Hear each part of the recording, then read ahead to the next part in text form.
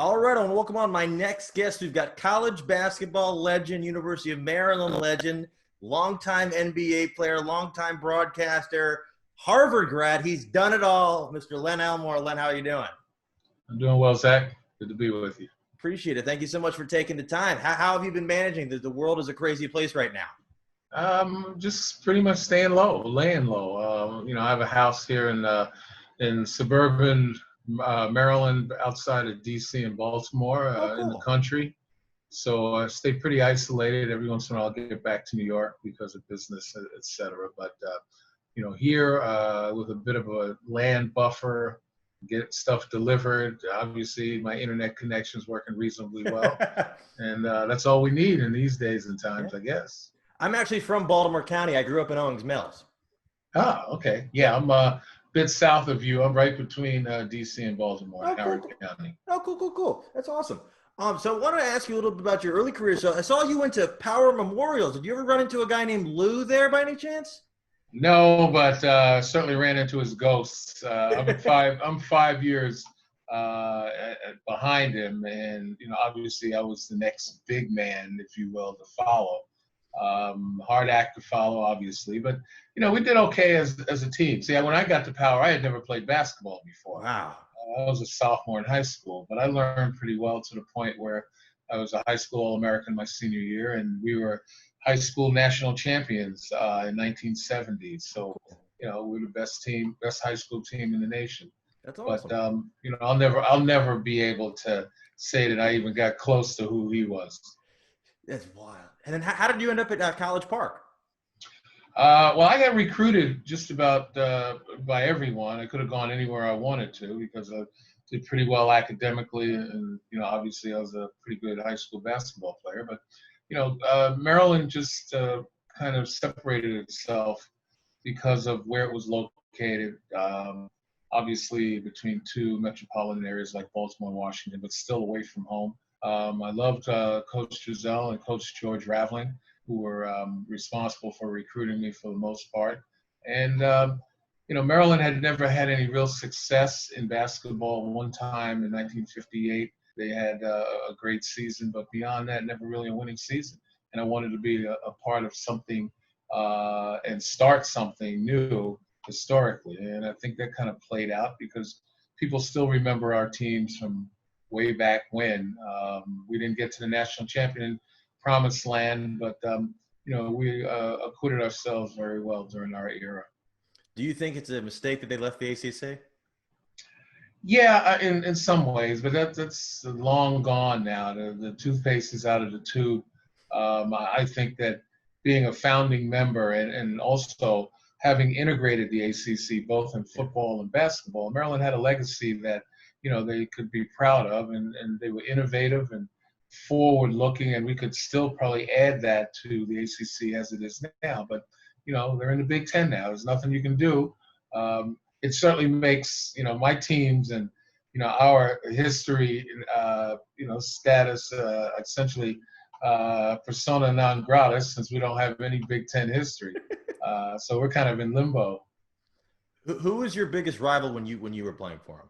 No question, NC State. Interesting. NC State had David Thompson, Monty Tao, Tom Burleson.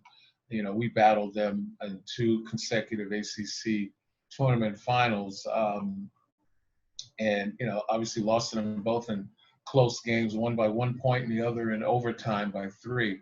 My sophomore year, we lost to Carolina, which was the number 2 team in the nation. But here's a young team that started out. We got to the ACC finals 3 years in a row, just couldn't get over the hump. And in those days, we were only a one-bid conference, so the winner of the conference went to the NCAA tournament. Fortunately, our junior year, NC State was on probation, so we clinched going to the tournament after winning the semifinals.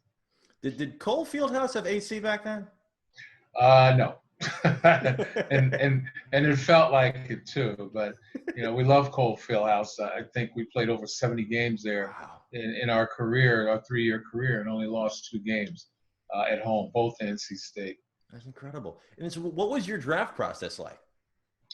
I was drafted in the ABA in my junior year, I believe, and Those rights were traded in my senior year. I was in the first round then to the Indiana Pacers. And the NBA, it was Washington at the time, they were called the Bullets, who drafted me, I think 12 or 13 in the first round of the NBA.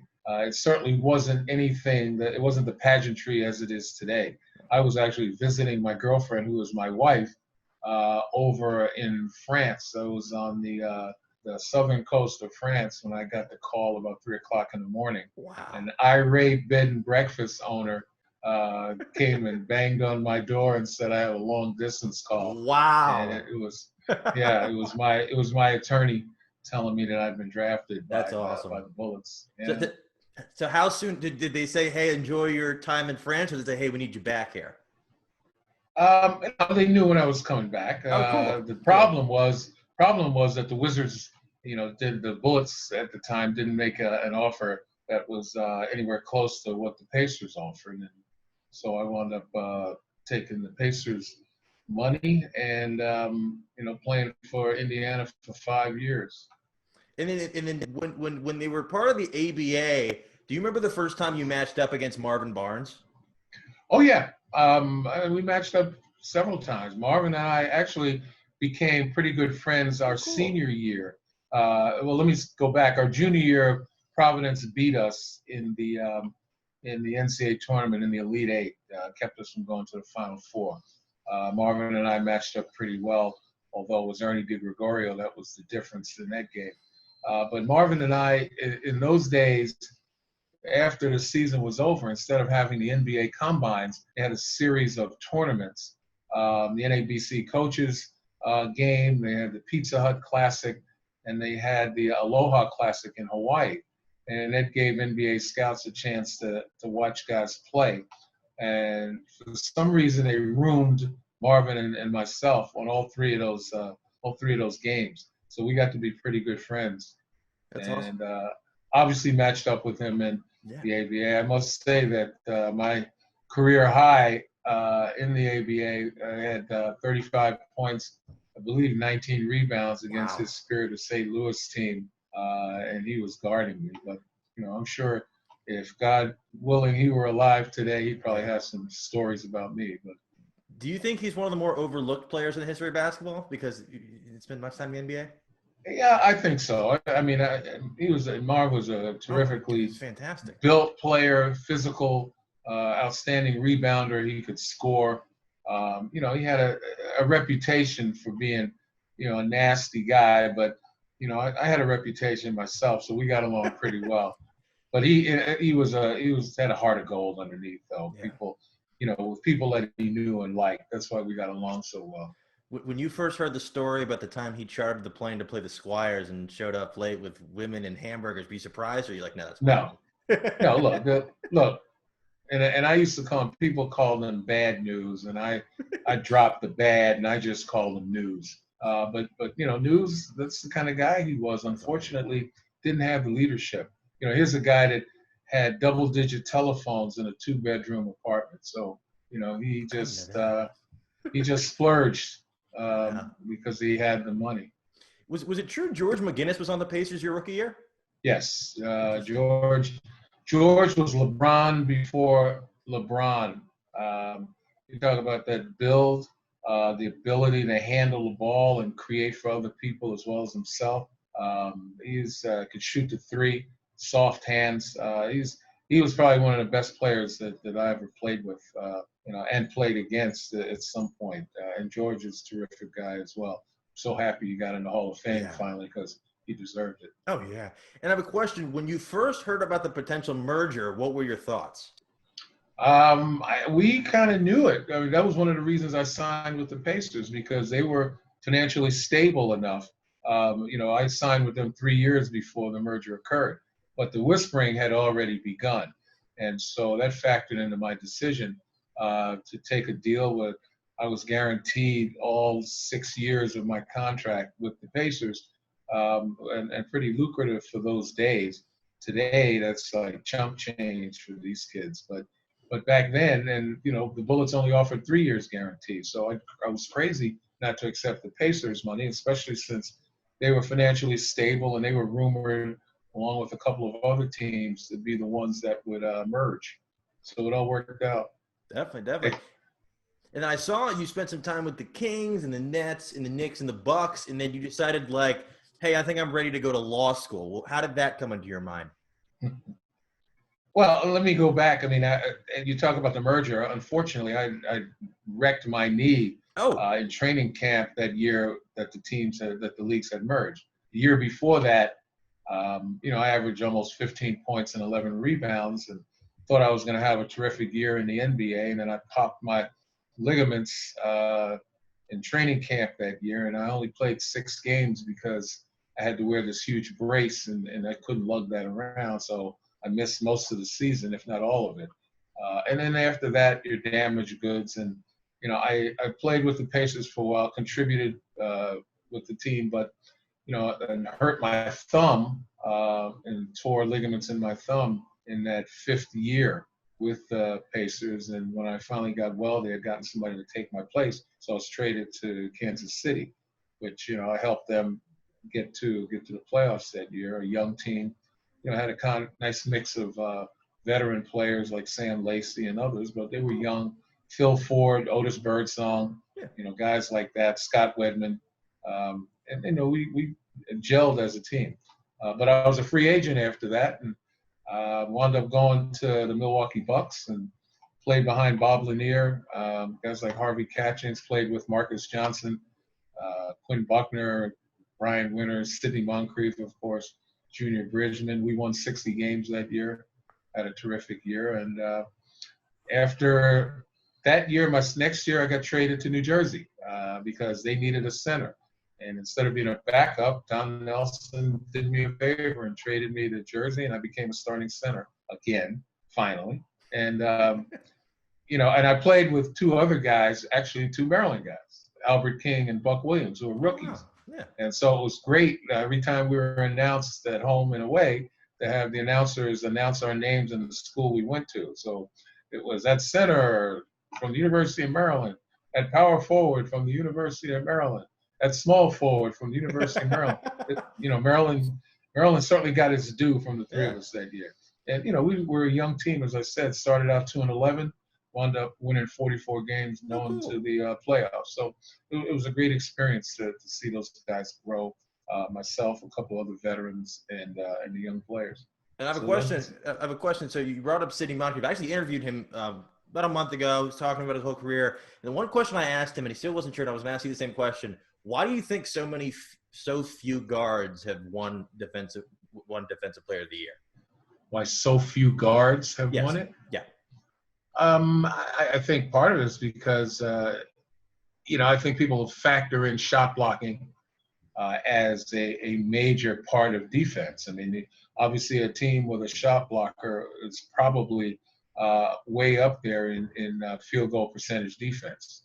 And so I suspect that's a metric that people use. And when you see a shot blocker there, that's important. I mean, you see that happen in college as well. But when you get a guy like a Sidney Moncrief and others who can deny, who can, become obstacles to great scorers, you have to bear that in mind. And, Sid was one of the great defensive players of his time. Who is your hardest assignment for somebody guarding you in your whole ABA and NBA career? Who guarded you the best? There's a lot of guys guarded me the best. I didn't get the ball that much. So, it's a range of guys. No one guarded me best because I was never the first or second option. So, after you get to that point, there's no real solid defensive player. I mean, you're going to get nights where you score really well, and a lot of nights where you're going to be the 3rd, 4th, 5th scorer on the team. My focus was defense and rebounding, and particularly with the Nets, I was kind of the facilitator since I played at the high post a lot. Buck Williams was down low. I can tell you who presented the most difficulty for me as a defensive player, and those are the big, strong guys, the Artis Gilmores.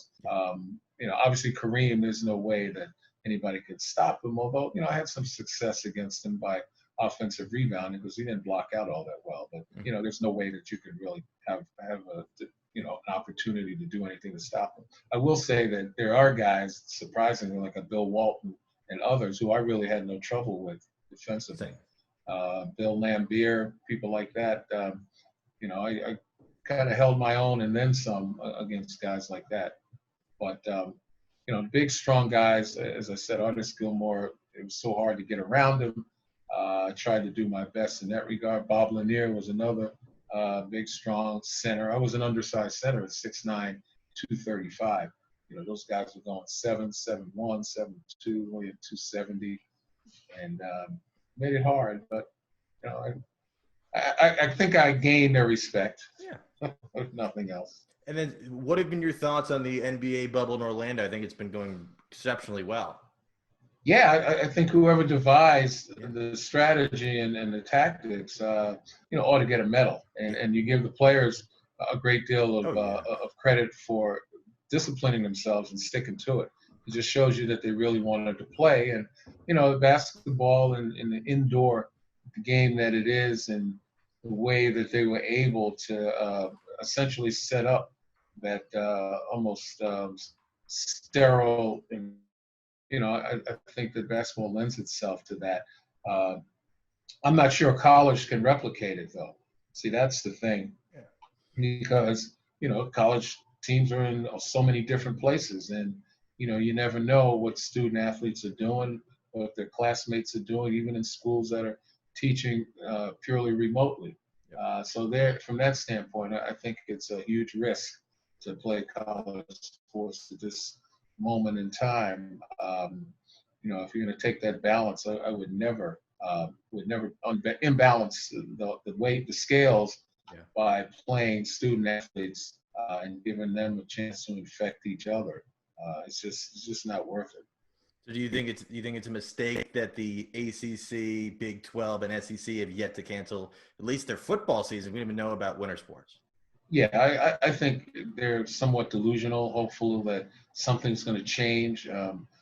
Today, which is August, 21st, you heard the vice president say that they're expecting a miracle to happen. Well, if you're waiting for a miracle, you've got a problem, okay? Recognizing the realities of this pandemic. And I think that's what those conferences are doing. They're waiting for a miracle. I take my hat off to the Pac-12 and the Big Ten for, making their position known right now and taking a controversial stance, but the protection of the student athlete is paramount. It only takes one. It only takes one to get sick, and even if that individual doesn't die, if it has a career-threatening residual when it's all said and done, you will have failed in your responsibility as a commissioner, as a coach, as an athletic director. Yeah, and especially them saying they think it's just going to go away. These are the same people that said it's supposed to be gone by Easter, and by my count, it's past Easter. So, No, this is a revenue play, and it's a shame that people are placing revenue ahead of the health and safety and success of student athletes. Yeah, and then so flipping over to your time going in to post-grad, so how did you end up at Harvard? Sometimes I ask myself that, but for the most part, I knew when I was playing for the Knicks, I could tell with my knees hurting, and I wasn't getting nearly as much time as I wanted. I thought it was time to go. I still had another year left on my deal. So the summer before I got to New York, I took the LSATs, studied and reviewed through, and I'll give a plug to Stanley Kaplan during that time. Reviewed, took the LSATs, did really well, and applied to a number of law schools the following year. And, in that March and April period, I got accepted by just about everybody. Oh, cool. I applied to Maryland, Georgetown, Howard, others like that. But, my wife, who was my girlfriend at the time, challenged me, said, you're going to these schools that you're going to get into. Why don't you, take a flyer and try for something and challenge yourself and try for the top schools. So Harvard was the one school that I thought, because I didn't want to go west to Stanford, but Harvard was a school that I thought, maybe. And so after my application, we're playing the Celtics in the playoffs. I get a letter in the mail, the acceptance letter. And, during the time we spent in Boston for a day or two, I decided to take the T over to Cambridge and look around. And after looking through the library, looking at student life, looking at Harvard Square and what life would be like there, I made up my mind. That's where I was going to be the following year. I mean, I'd always wanted to be a lawyer ever since I was a kid. Remember, I grew up in that tumultuous time of civil rights and the civil rights struggle. The war in Vietnam was raging, and I thought the law could, have some positive social impact. And I used to watch Perry Mason and others, so I could be the voice for the voiceless, and provide power to the powerless. So that I kept that with me the whole time, ever since I was.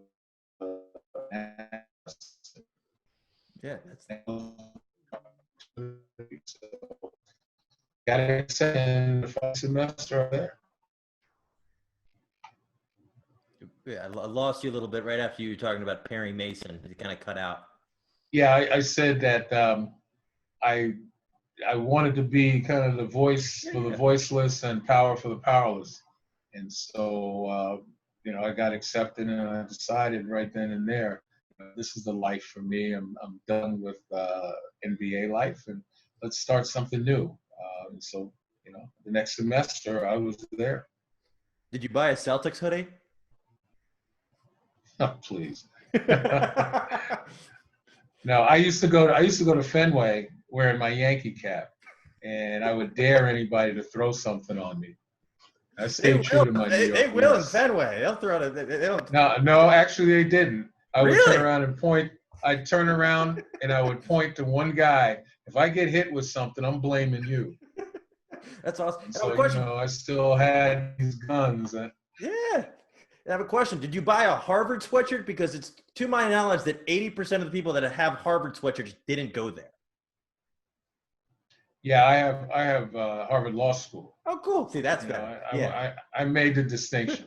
Yeah, I've heard that people that go there, instead of buying a Harvard one, they'll buy a Yale one, just so people don't think, oh, you didn't go there. I'm sorry, Zach, I lost you on. Oh, yeah. So I saw that you became the ADA in Brooklyn. Yeah, I mean, an assistant district attorney is one of many. I think they had over 200 assistant district attorney, but we were prosecutors. In my hometown of Brooklyn, New York, that's where I was born and raised in part, and we moved to Queens. But Brooklyn is where I wanted to, start my career as a trial attorney. I was a bit older than a lot of my classmates, and I didn't have time to go to a corporate firm, even though I was recruited by them, to sit and manage documents and do mundane things. I had to kind of speed up my learning process, climb that steep learning curve as a trial attorney, which is what I wanted to be. So going to a DA's office gave me that opportunity. And the DA I worked for, Elizabeth Holtzman, was a very progressive district attorney, not a persecutor, but a prosecutor. Yeah. And she was about as fair as anybody in the nation. And so I was happy to go to work for her. That's awesome. Then I saw soon after that you started a sports management company in Howard County. Yep, I was a sports agent for about 5 years. All that time, I was also, prior to becoming a sports agent, I became a TV broadcaster. But I started that because I've heard so many stories, and being an ex-player who's a lawyer, so many people come to you with these horror stories about being defrauded and otherwise exploited by agents. Yeah. And so from that standpoint, I thought I could add something with my expertise. And, we were great. We had 7 first-round picks, awesome. A number of high picks in the NFL, Olympic. We had a couple of Olympic gold medal winners in our stable. But the problem was that business got so dirty. And I was not about to stoop to conquer. I wasn't going to break rules and pay players and do the things many of my competitors were doing. Yeah. And in order to remain competitive, I would have to do that. So I decided it was time to get out of the business after 5 years. I have a question. So I hear tons of times professional athletes get all these crazy pitches, and I'm sure they came to you and said, hey, should I invest in this? What's the craziest thing somebody you represented said, hey, do you think this is a good idea? It wasn't crazy, but it just turned out to be something that I thought ultimately was a scam, and that was animal husbandry, particularly with horses, where you chip in. and you put money into a horse stud farm. You have these champions that would go to stud, match with mares, and the the product of that was supposedly great gene lines, and they would become champions, and that costs a lot of money. Yeah. And I had a couple of guys who were approached by that. They ultimately lost it because, I told them not to. We never allow our guys to do it. And again, I didn't handle anybody's money, so it wasn't me that gave them the ultimate permission, but I gave them a warning not to. But one of them did, and ultimately lost a lot of money. He's since recovered, but nevertheless, that was crazy. That's wild. Some people make money off it, but I didn't think, Yeah. unless you had the full knowledge, I Yeah. didn't think that was something to be involved in. But unless you're like but you're right. Triple Crown winner, you might make some money. Other than that, it's gonna be a little difficult. Yeah, well, I mean, that's kind of what they offered, or they promised that champions would mate, and they'd come up with a child of a champion. But it didn't work out that way, not at least with these folks. That's interesting. You said you were doing that at the same time you were doing broadcasting? Not when I was an agent, but before and after. Matter of fact, I became an agent right after Vern Lundquist and I called the Duke Kentucky game, 1992, the Leitner shot.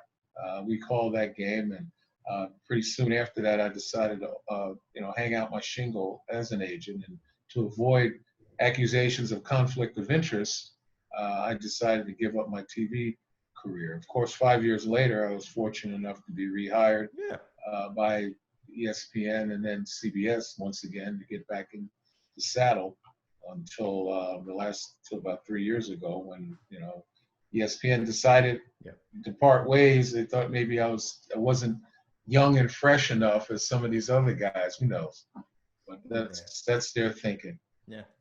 Still currently working with Fox. Oh, cool. I got a couple more years that I think I can do this. I'm not going to do it forever. And, my hope is that I can leave a positive mark. Yeah. At what point during this year did you know the NCAA tournament wasn't going to happen?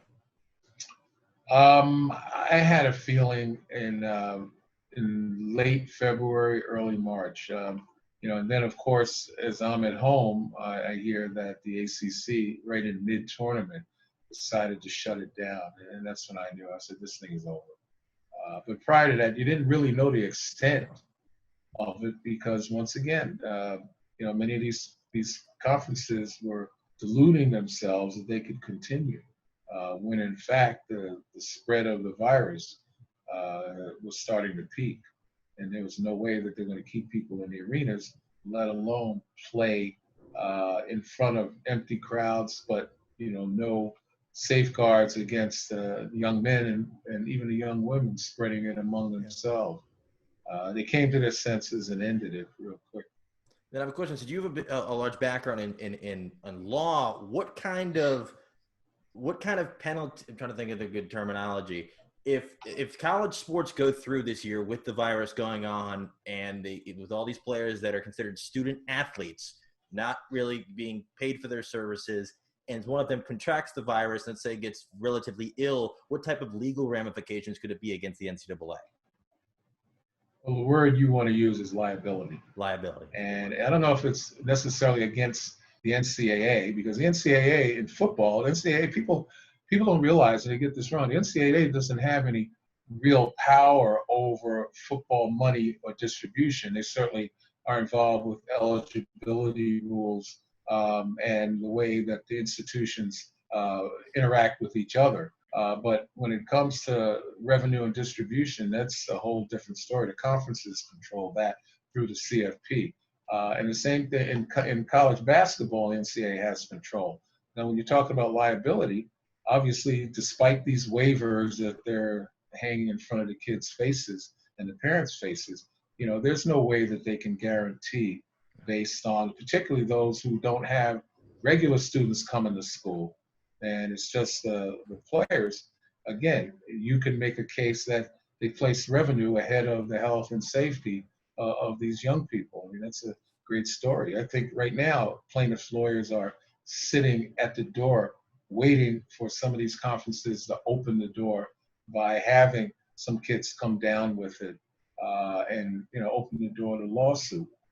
So it's a tricky and perilous trek that these conferences are about to walk down if in fact they allow football to be played and then basketball itself, unless there's a demonstration that the virus has dissipated, which I don't think we're going to see that for a while.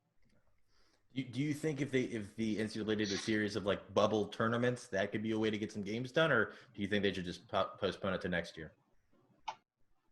I mean, if in fact they want to change it around and do bubble tournaments, but I'm not sure. Again, they're trying to resurrect some type of television revenue, media rights, etc. It's because they certainly aren't going to be able to have fans come in.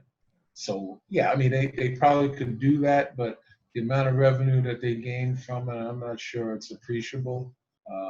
What it should do is make every institution, as members of the NCAA, rethink their financial models. Oftentimes, the athletic departments are operating as independent businesses, which I think is a big mistake. The rest of the school has, some type of either insurance or they have some type of some type of plan to uphold their debt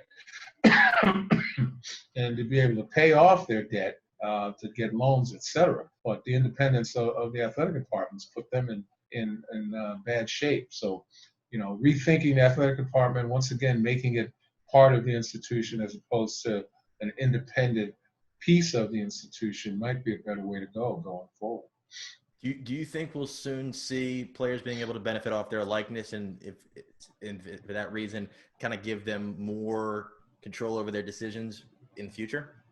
Yeah, I mean, it should have happened a long time ago. Yeah. I mean, and I can't believe even after the O'Bannon case, Yeah. about 6 years ago, that NCAA didn't have the foresight to see that name, image, and likeness was going to be a thing. Yeah. It's a property right. Yeah. It's something that you can't give away No. for nothing. Now, that's a lot different than pay for play. Of course. You get paid to play the game, which I think, would ruin the games themselves. And we can get into a whole discussion about that another time. But name, image, and likeness is something that's in a long time coming. Now, certainly you need guardrails to make sure that schools don't exploit the athletes, don't use it as a recruiting tool, et cetera, to keep the playing field level from a competition standpoint. But there's no question that student athletes should have the right to capitalize on their name, image, and likeness. Absolutely, absolutely. Well, this has been super interesting and a lot of fun, and I wanted to thank you again for chatting. And for people that aren't following you on social media, how can they find you? I'm on Twitter. I talk about sports now and then, but I have more social commentary. Remember, I'm a senior lecturer at Columbia University. Oh, yeah. I teach a course, among others, athlete activism and social justice, and cool. I speak to that. But my Twitter handle is pretty simple: @Len Elmore. Hey, there we go. That's awesome. That's really interesting. And then, speaking of that, have you liked what you've seen over the past few months with all sort of seeing these young people kind of standing up for what they believe in and kind of against injustice that we've seen across the country? Oh, absolutely. I mean, look, athlete activism is not a new thing. I mean, we can trace it back to post-Civil War. In many ways, athletes, particularly Black athletes, based upon their experience and the experience of Black people in America, have been activists for social justice in their own way. You can go all the way up through, Tommy Smith and John Carlos, and beyond that, Ali, all the way to Colin Kaepernick, and recognize that, the platforms have multiplied. Yeah. The seriousness that people take athletes has deepened. And so now these young people today, they've kind of reached the peak with regard to having their voices resonate and the number of platforms that they can utilize to speak out. And they recognize that to them, much is given, and so much is to be expected from them in that effort. So I am definitely pleased to see it, and I'm hopeful that more comes about. Just remember, true activists, though, are the ones who place themselves in a position where they're going to sacrifice something for the cause. And we can see Colin Kaepernick has already done that. Maya Moore has done that, Yep. you know, you might see others, because that's when people take you most seriously. Yeah, absolutely. Yeah, I think it's been fantastic. But I just wanted to thank you again for just chatting. I'm glad all is well. Hopefully we can get this virus under control. Hopefully people can start wearing masks across the board. I don't know why it's taking some people so long, but this has been super interesting and a lot of fun. And I really wanted to thank you again for taking time to chat. Sure, my pleasure. Good luck.